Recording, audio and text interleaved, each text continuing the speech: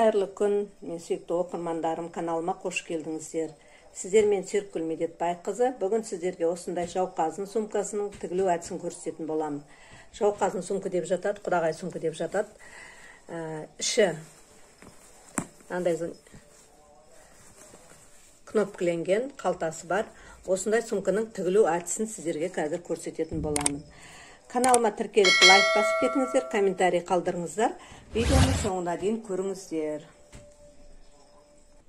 Көріп отқандарыңыздай бізге екі түсті, екі блоктан құралған сумка, тырнақ құрақ пен құдық құрақ. Сосын бізге керегі табандыққа мата, бөз матасы, немесе шыт мата да бола береді, тастайлау мата болса болды.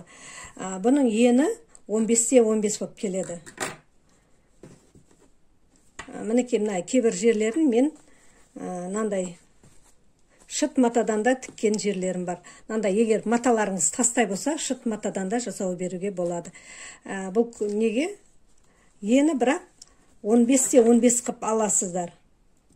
Кішкентай артылады, тіккен кезде сәл кішкентай артылып тұрады, оны қиып тастап отырасыздар. Екі түс мата керек. Матовый велюр.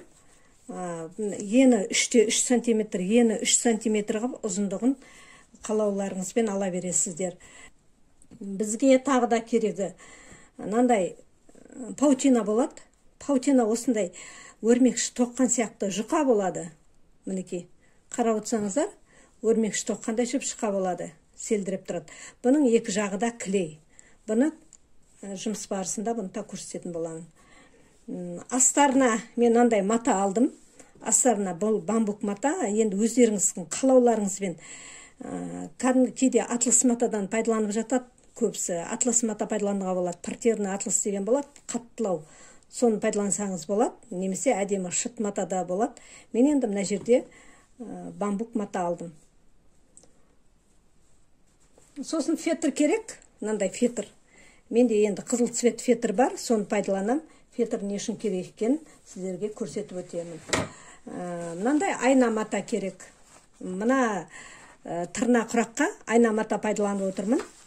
Мынандай жылтыр болады. Бұны 4 бұрышты ені квадратын 5-те 5 қып өздеріңіз сызып дайындап аласыздар. 5-те 5 қып сызып аласыздар да, осындай квадрат қып қиып аласыздар. Мінекей мынандай мен алдын ала дайындап қиып алдым. Бұған міндетті түрде астына фрезелин жапсырылған, ортасының көзін 4,5 қып алуға да болады, бірақ мен 5 қып алам ортасының көзін. Өйткені лентаны, матаны тіккен кезде сәл мынау алшаң қағып тіген, мынау ортасындағы көз шығып кетпес үшін. Негізі көп жерде 4,5-да 4,5 қып алып жатады.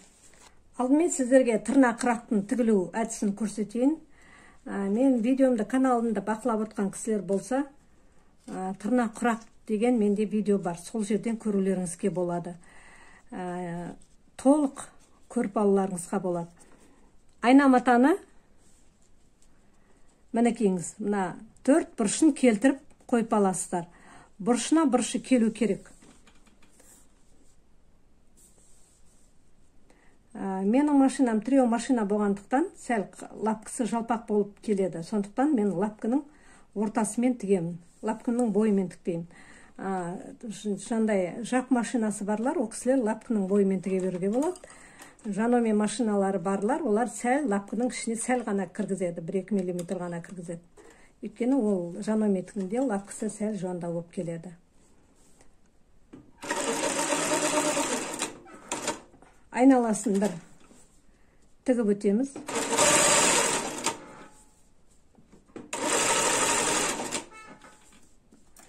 Астындағы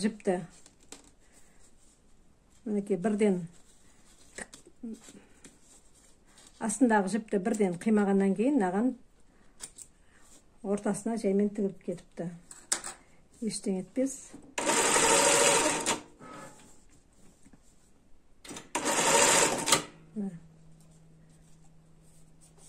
Лентаның түгін төмен қаратып отырып тігесіздер. Түгін ауыстырып алмайсыздар. Мінекейіңіз. Жаңа мына ортасы 4,5-да 4,5 қылып алуға болады дедім ғой. Мен 5-те 5 қылып алғаннан кейін әр лентаның барлығын мына ішіне қарай кіргізіп отырамын. Сондықтан жуғанда, үйкеленгенде мына жегі шығып кетпес үшін сәл мына ішіне кіргізіп тігіп отырамын.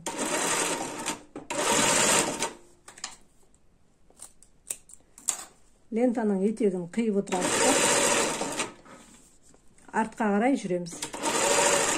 Мінекеңіз. Енді былай ашамыз. Екіншісін алақаныңызбен жайып отырасыздар. Екіншінде дәл сол әдіспен тігесіздер. Мінекей, мынандай қылып ішке қарай кіргізіп отырасыздар.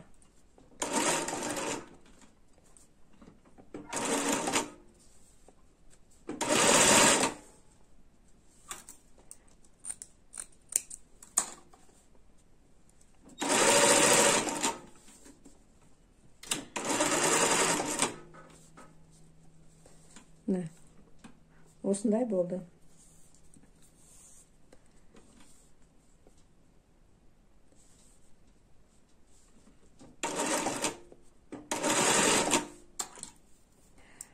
Құдық құрақ пен тырнақ құрақтың ссылкаларын қойып кетемін, төбесіне видеоның соңына қойып кетемін. Қарап толық көріп алуларыңызға болады. Мен бұл жерде қазір сіздерге тек қана сәл ғана бірінші қатарын тігіп көрсетейін.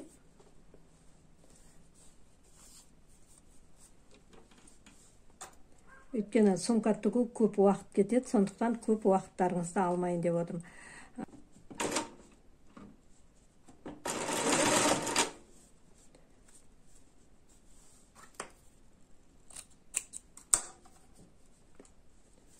Жегінен тігіп аласыз.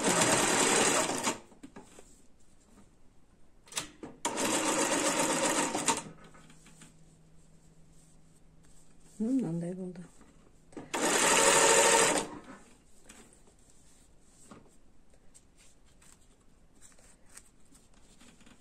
Тіреу машинасы болғаннан кейін бұның ходы ауыр болады жаққа қарағанда. Өйткені бұл зигзагты тігетін машина ғой. Сондықтан моторының ходы ауыр болады бұның.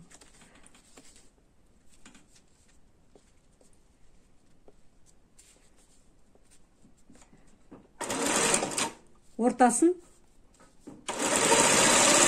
тігіп аласыздар. Мына былай болып керек.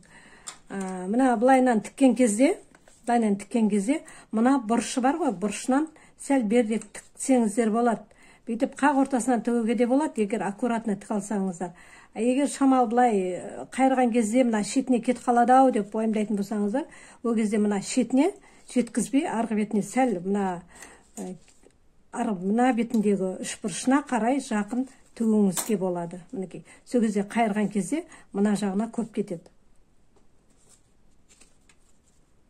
Екіншісін, оны да дәл сондай тәсілмен тігеміз.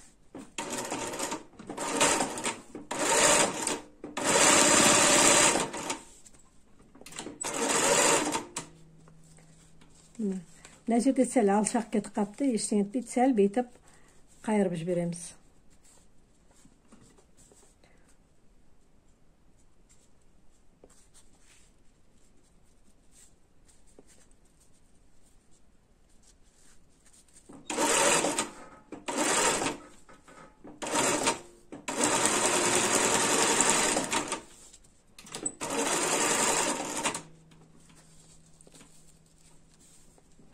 Осындай болды. Енді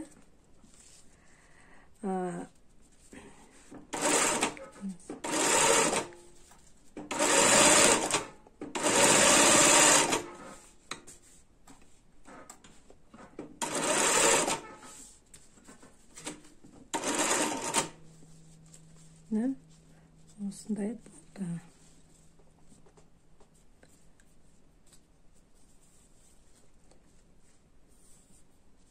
Енді үстіне қоясыздар, келесі бетін екінші қатарды тігіп өтесіздер.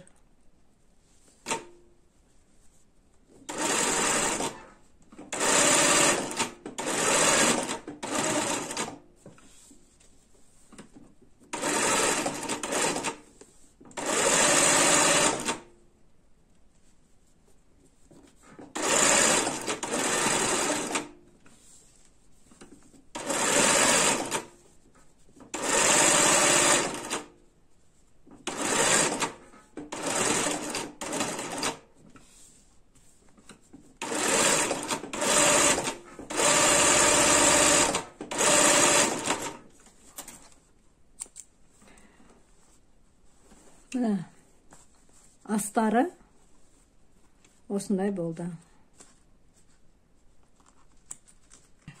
Енді айналасының жиегінің бәрін қиып аламыз. Осындай болды.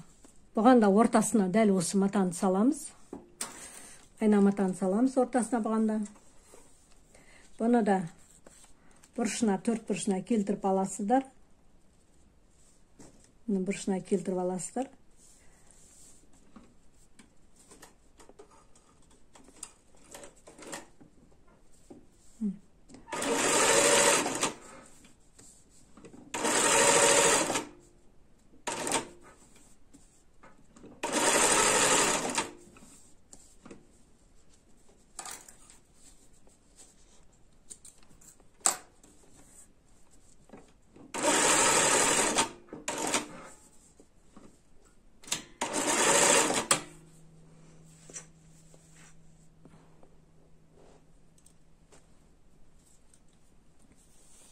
Бұл жерде қою жасылдан бастаймыз.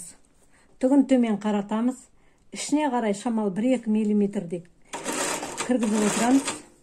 1-2 миллиметр емес, 2,5 миллиметрдей кіріп отырасыздар.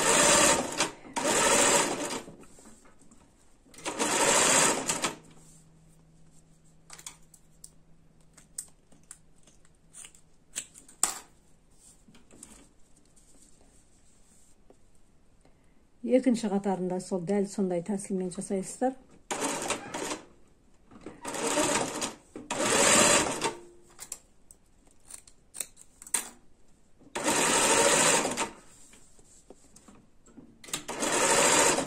Бұл жерде де тігіс дәл сол тырнақ құрақтай, текке бұл жерде тырнақ салып отырмайсыздар. Сосын бір матадан кейін, бір лентадан кейін, екінші лентаны чередовать етіп отырасыздар.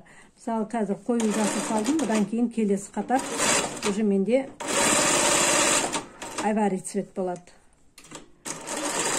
Қоңыр түсті, темный айвари түс мата болады. Мінекейіңіз былай кетті. Енді төртінші.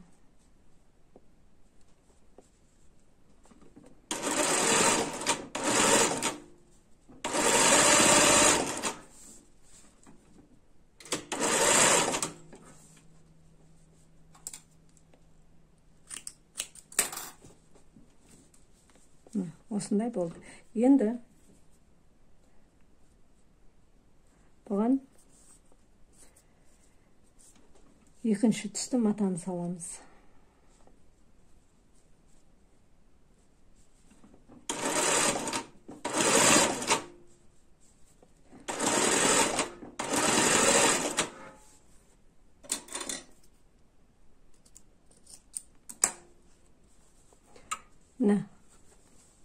Астары мынандай болды. Енді тырнақ құрақтан бізге 8 дана керек, құдық құрақтан бізге 9 дана керек.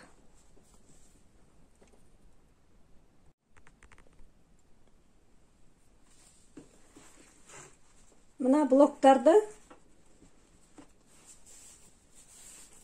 қойып шығамыз.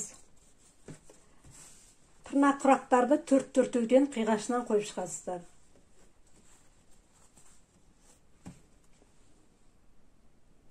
Тырнақ құрақтарды осылай қойып шығасыздар.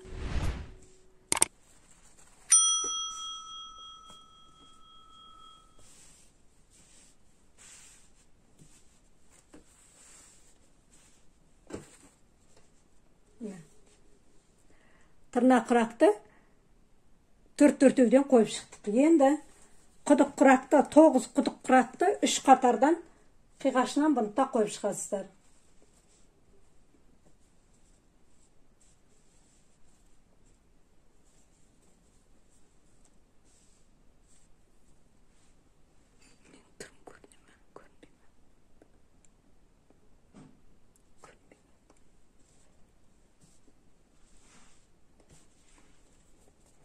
Былай қоясыздар. Былай қоясыздар. Мына Осылай қойып шықтық.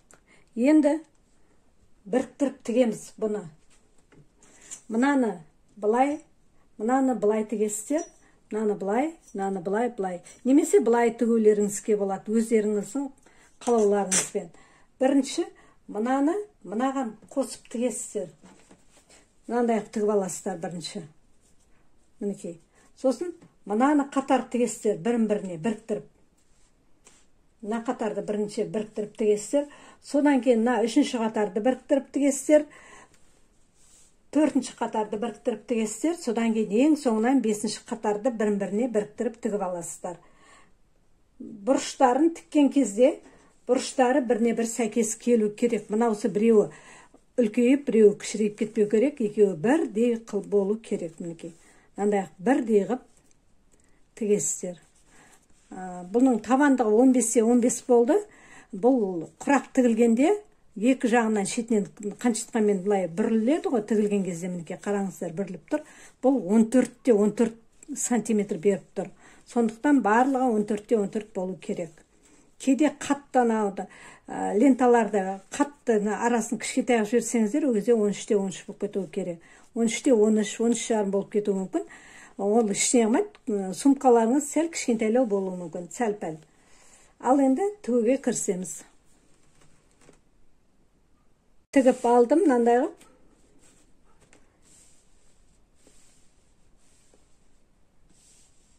Енді осыларды мынаны біріне бірін біріктіреміз. Енді мыналарды, мына әр тіккен блокты біріктіреміз. Осылай біріктіреміз.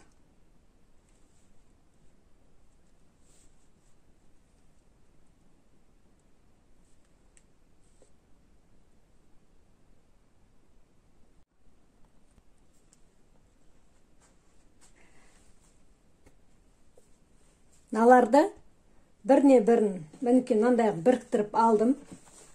Енді осыларды былай біріктіресіз. Мынаған бірін-бірін былай тігіп шығамыз.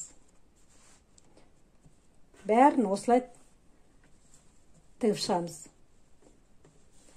Инемен түйреп аламыз, өйткені шетіне шығып кетпеу керек. Мынандай жерлерін инемен түйреп аласыздар. Бұрыш-бұрыштарына шығып кетпесін. Мен көбіне былай тақап тұрып түйреймін, кейде былай сәл шетке кетіп түйресе, қиғаш кетіп қалады кейде. Сондықтан тақап отырып түйреймін. Мынандай түйреп аласыздар.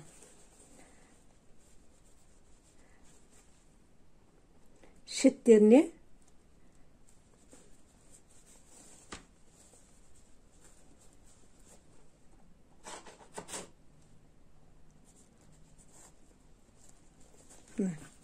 осындай қып түйреп аласыздар. Сосын мынаны түйрейсіздер. Шатаспайсыздар.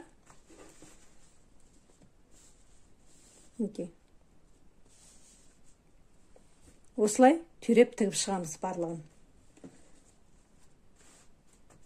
Сосын мынаған түйрейміз, ананы бірін-біріне түйреп шығамыз.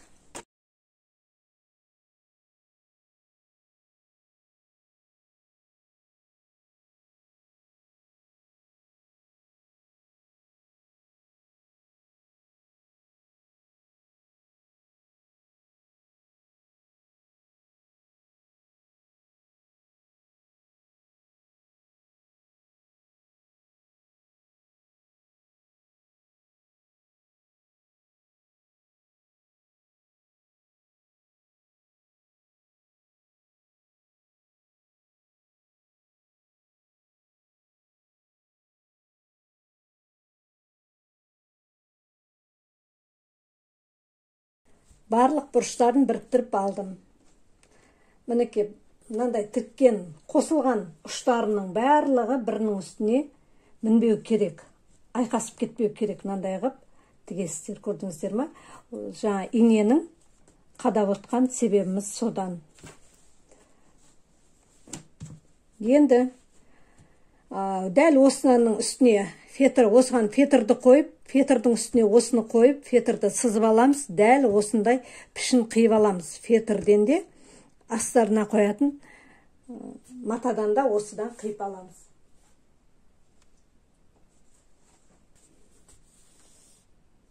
Міне осына сызып қиып аламыз.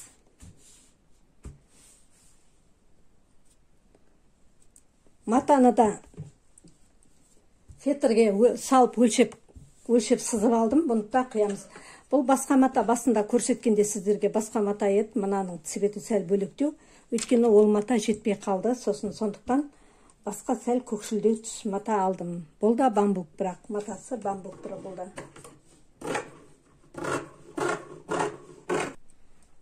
Мынау түбі болып келеді.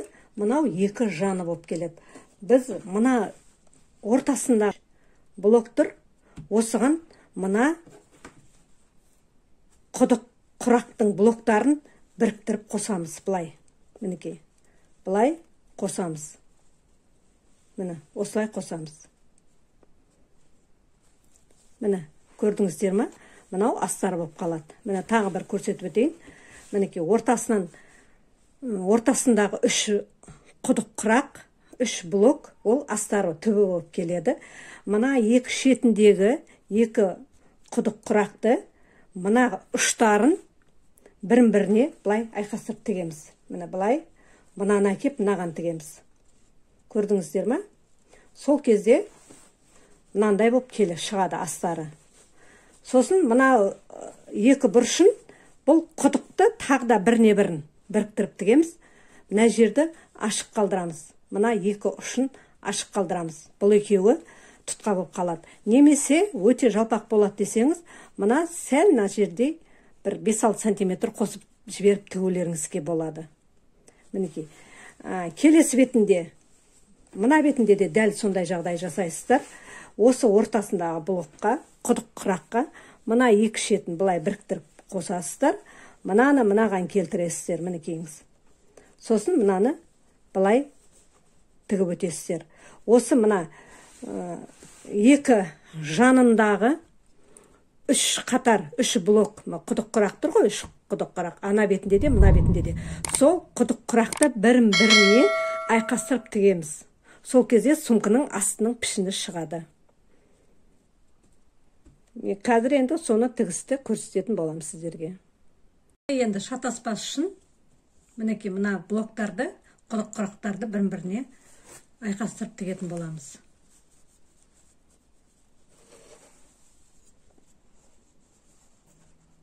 Инені алып тастайсыздар. Артқа бір бекітіп аласыздар. Алдыға қарай тігеміз.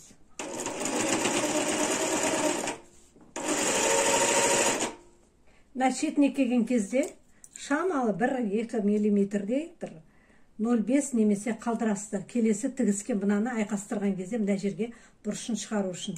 Әйтпесе мына бұрышы мына жерге сәйкес келмей қалады. Мінекейіңіз. Осылай келтіресіздер. Кері қарта жүреміз. Бекітіп аласыздар.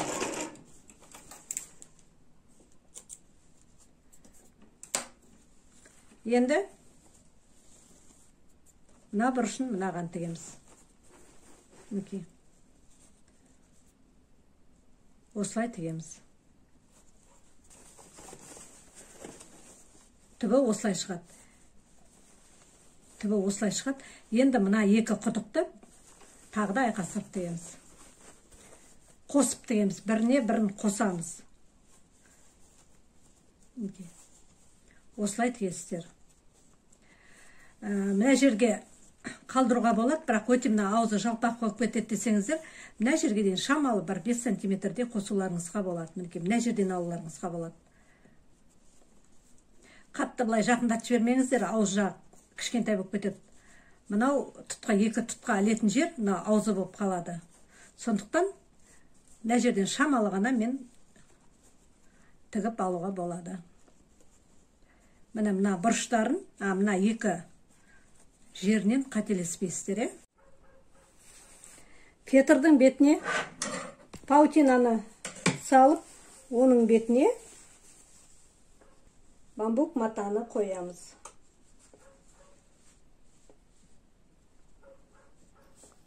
Енді матаның бетін бумен өтіктеп аламыз. Сол кезде паутина мата мен фетрді біріне бірін жабыстырып қояды.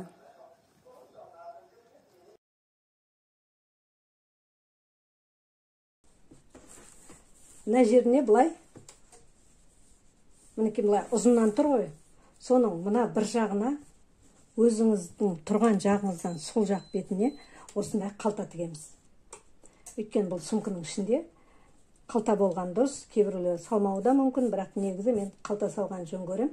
Мынадан былай қалта саламыз. Ішіне телефон салып қойсақ та, кошелегіміз тұрса да, қалта сумкада керек болады. Ол үшін осындай бамбук матадан екі бөліп, мынандай прямоугольный қиып алдым, соны екі бүктеп өтіктеп алдым. Енді осыны қазір қалта тігемін.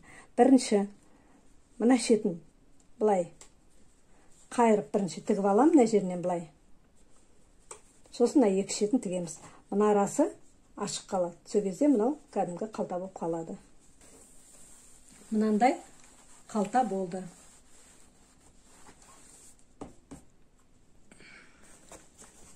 Мына жағын толық тіккенмен, мына шетін астарын ашық қалдырамыз. Өйткені қазір мынаны ішін салған кезде мынаны осы арадан шығарамыз. Айналдырып шығарамыз. Әйтпесе қазір айналдырып шығара алмай қаламыз. Енді осыған біз мынаны кигіземіз.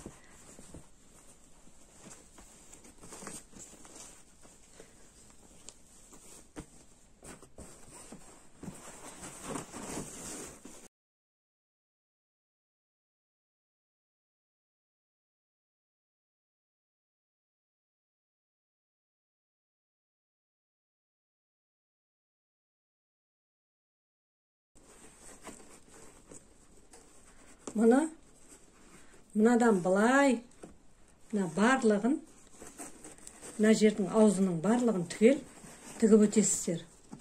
Мынаның бәрін полностью, мынаны осылай ұстаған күйі тігіп өтесіздер. Мына осылай тігіп өтесіздер. Мына былай. Барлығын осылай тігіп өтеміз, Мінекей. Мына жерден сосын теріс айналдырып шығарып аламыз. Осы арадан шығарып аламыз. Мына ішін осындай алып тігіп аласыздар. Енді мына арадан шығарамыз.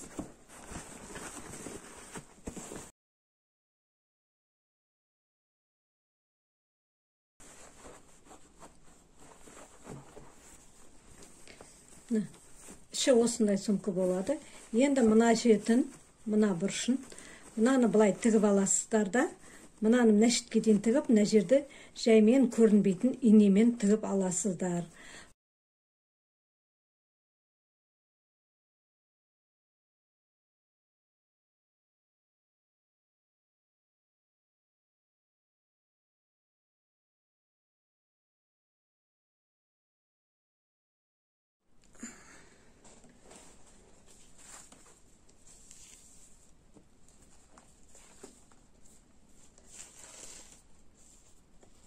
Мына екі лентаны теріс қаратып тігіп аламыз.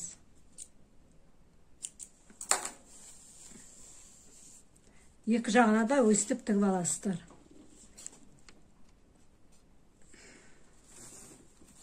Осындай ғып жасап алдық. Енді бұны теріс айналдырамыз. Оң айналдырып аламыз.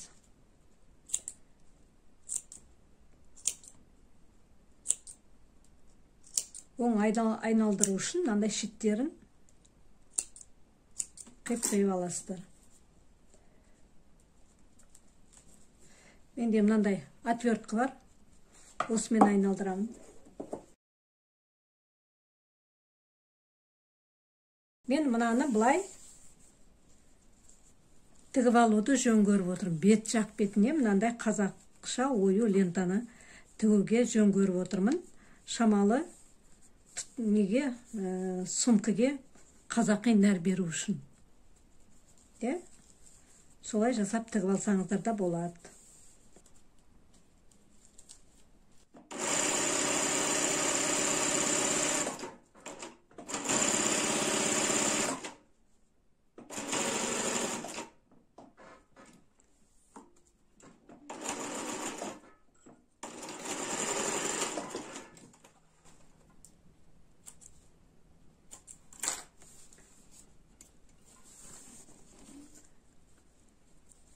осындай тұтқа болды. Осыны біз мына жерге тігеміз. Арасына тігетін боламыз. Мынаны кішкентай былай қайырып жібересіздер да, мынаған тігіп жібересіздер. Мына екі шетіне бетіп тігесіздер. Ол үшін астындағы мата қандай болса, астына сондай жіппен жібересіздер. Бетіне мынаған ұқсас жіп саласыздар. Тұтқасын мынандай қып тігіп аласыздар. Мынандай қып тігіп алдық. Машинкамен бір тігіп жетесіздер, мына жерлерін қолмен көмкеруге болады. Қолмен жаймен білдіртпей, ішкі жағын кәдімгідей көктеп тігіп аласыздар. Мінекей 4 жағын осылай тігіп алдым. Оны енді мінекей осындай қып тігіп аласыздар. Ішіне кнопка тігдім. Тікпесеңіздер де болады. Мен просто бетіп тігіп қойдым, сақтық үшін. Әшекей мына жерге сәндік үшін тағып қойдым мынаны. Тақпасаңыздар да болады, бірақ мен сәндік үшін тағып қойдым. Іші қалтасы бар. Қалтасы бар. Іші мынандай болады.